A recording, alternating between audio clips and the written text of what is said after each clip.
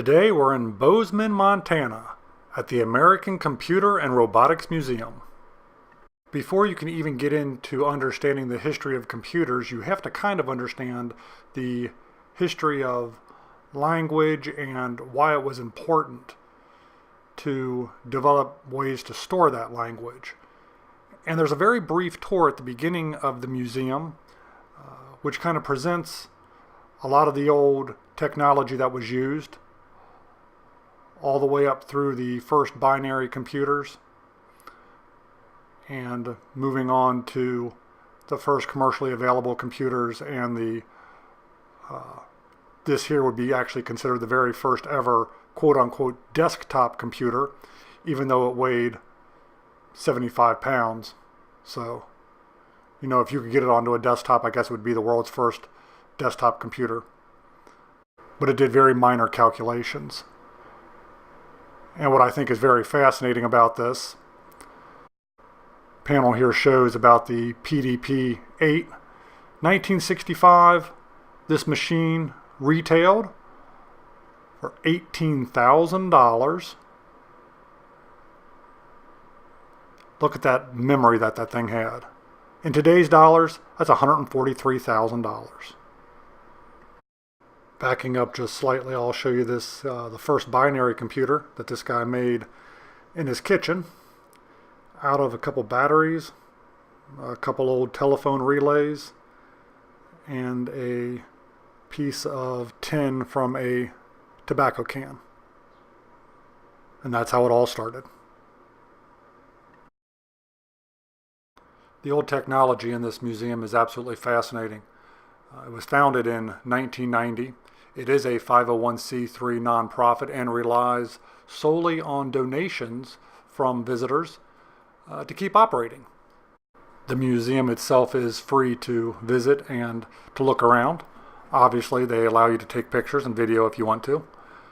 And it is absolutely one of the hidden gems in the entire United States of America as far as museums go, at least as far as I've seen. The level of the presentations here are staggering, considering the limited space they have and the obvious limited budget. Let's keep moving along.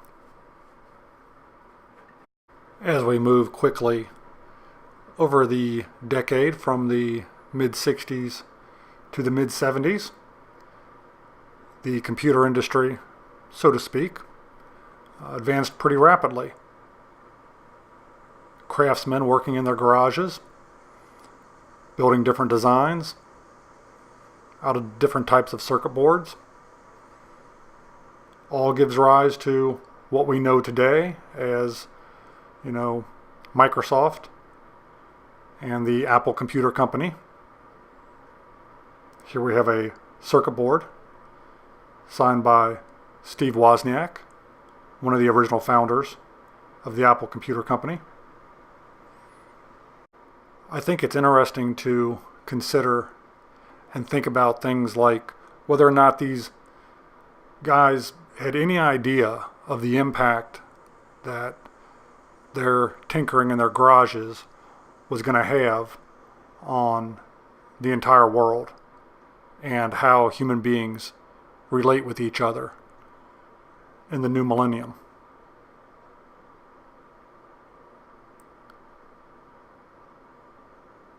These are clearly technological pioneers. When people think about computers, they don't always consider the importance that the space race and NASA had in the development of the miniaturization of computer chips and that type of a thing. Because people don't keep in mind that when you go into space, you got to take everything with you. And to take everything with you, everything's got to get smaller, because everything's going to be based off of space and weight.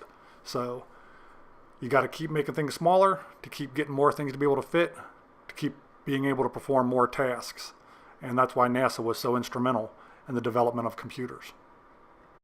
Here we have a computer used by NASA to receive data signals on the early moon missions. And keep in mind, those are just data signals.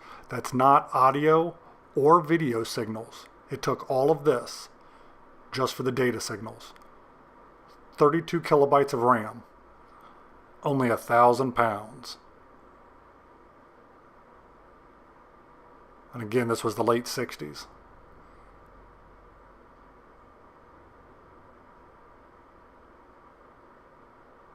Takes up a lot of space. I guess technology is not worth much if it does not give us the ability to attempt to annihilate one another. So here's a pretty cool display on one of the internal workings of a Minuteman missile.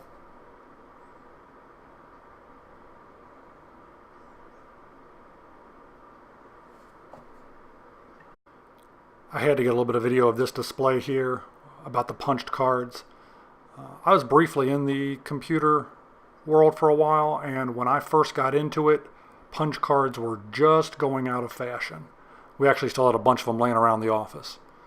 So, pretty cool. Really neat display on the history of women in computing.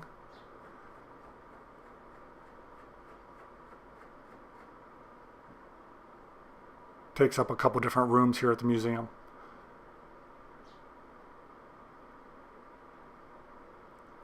A lot of good information. A lot of fascinating stories.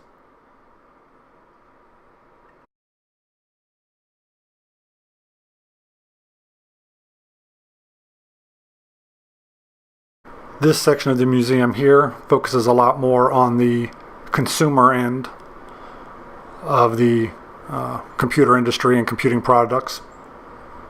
As you can see, a lot of old video game consoles there. The old Odyssey. I remember that one.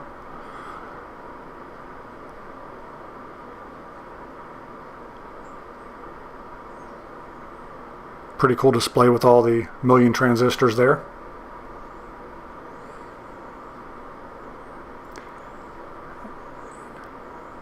And a basic evolution of the PC.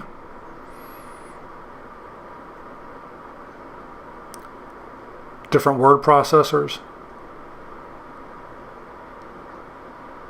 If you've seen any of my other videos, obviously one of my favorites is the regular typewriter sitting there in the middle. And a display on one of the very first arcade games.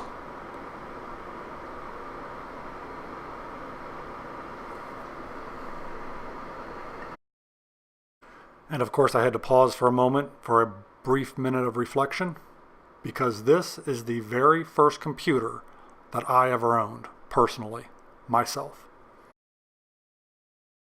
This area here has an absolutely fascinating display on the Enigma machine from World War II that the Nazis used to encode transmissions. Definitely worth checking out this section. Get a lot of details on the history of cryptography.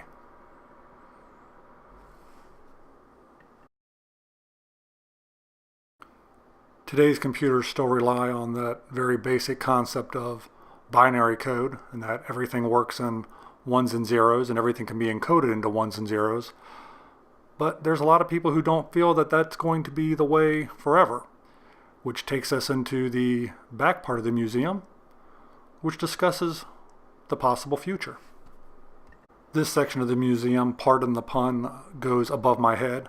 It is the study of neurons and the future of neurons in computing. Meshing the mechanical world with the biological world, so to speak. At least that's kind of what I got out of it. Again, kind of deep for me. Here we see a model of a human brain, and we actually get a real slice of a human brain. Kind of puts everything in perspective. We move forward into something that I understood a little bit better. The true future of computing is going to be in quantum computing. Having computers that are going to be able to work within the theoretical concepts of superposition and entanglement is just amazingly revolutionary and will truly be the future. Of course, no talk of computers is complete without speculation and having a little bit of fun in the realm of science fiction with artificial intelligence, which may not be that far off in reality, and robots. And a little brief history of how robots have been used here on Earth so far.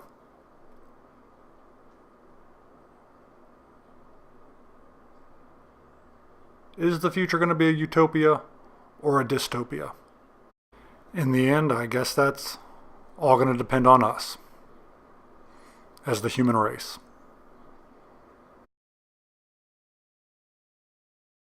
Thanks for joining me on this very interesting adventure. And if you're ever in the area, please check this museum out.